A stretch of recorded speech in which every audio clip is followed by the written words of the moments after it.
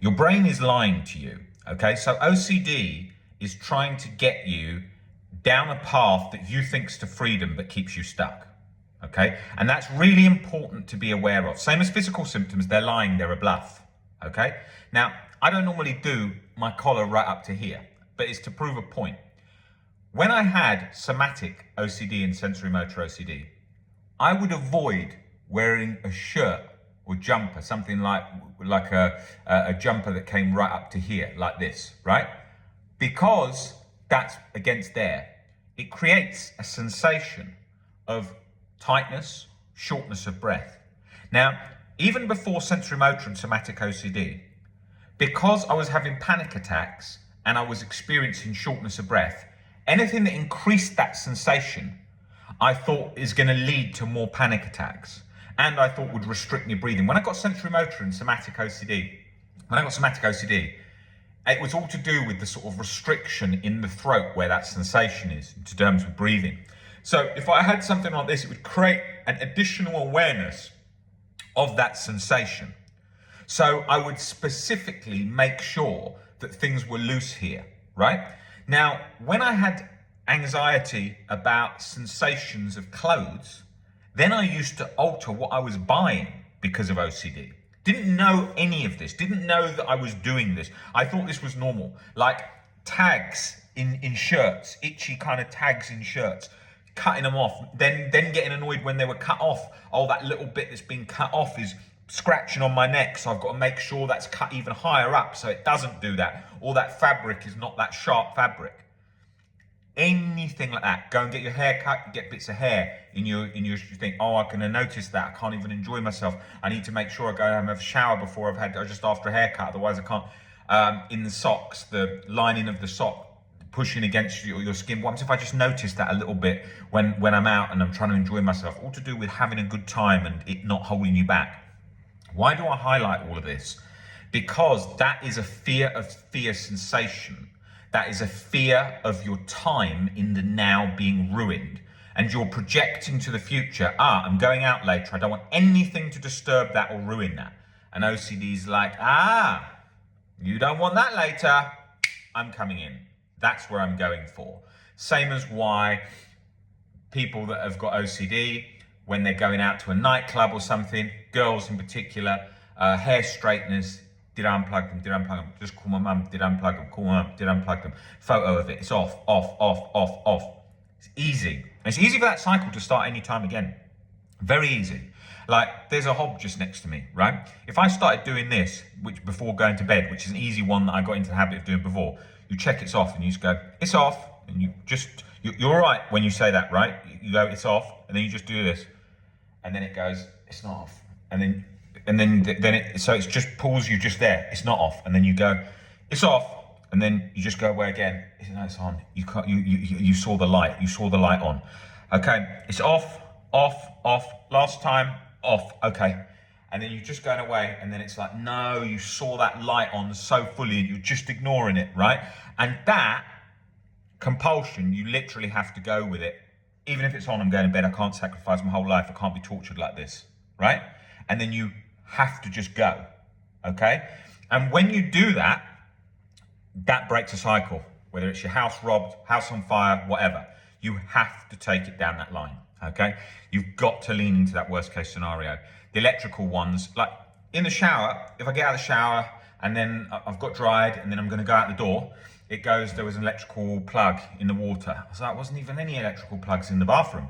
No, it was. Oh, there was something in your pocket that was electric and you left those shorts on the floor in there. And so it's trying to do that. It is looking to catch you from every angle possible, okay? People record on hit and run OCD, they're going down the road. They've got camera. Okay, just make sure I definitely didn't hit someone. Okay, I'll drive only with a passenger, make sure that everything's good. Did you notice anything? No. Did you hear anything? Did we go over a bump? No. OCD don't give a shit about any of that. You can just go over a bump in the street in the day and it just tells you, boom, you just went over somebody. It does that. It's that sneaky. It's looking to get in from every single angle possible. And OCD doesn't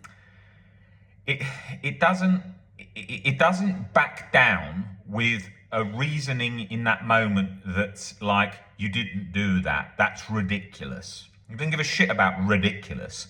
What shuts it up is beliefs of like, okay, so what, even if I did do that? But you've got to believe that, right? You can't just kid yourself and be like, Hobbs off, yeah, I don't care, good night.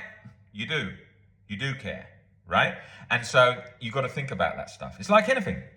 I did an injury to my neck years ago in the gym, very bad injury. Had to have physio, chiropractic 3 times a week.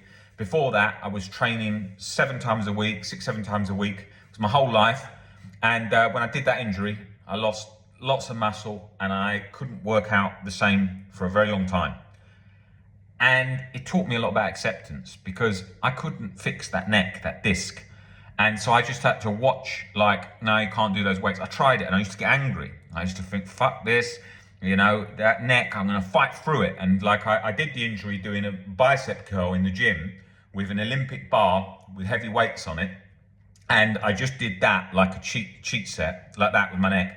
And that disc there, something went with it. It got damaged, became bulging disc. And like, I mean, it was so bad when that injury was like that. I wouldn't be able to stand here doing this. I would have had to do it sort of seated with cushions under here, holding the camera. I couldn't even hold the camera because the strength and all the nerves in my arm weren't great. So it really wasn't a good situation at all. And so when I went back to the gym, my neck was still solid. Like I could barely move it left and right much at all. I remember getting really angry in there and just like brute force lifting even with the injury, and that was just not good. So you can't force OCD. You can't just get angry with it and be like, right, fuck this, I'm going to bed. When you believe it, it's going to be like you get in bed and then you've got the anxiety. I can't sleep because of it. Oh my God, now I've got insomnia. Oh my God, my whole life's falling apart. It's very subtle, you know, and it gets in there from all angles. And that's what it did for me.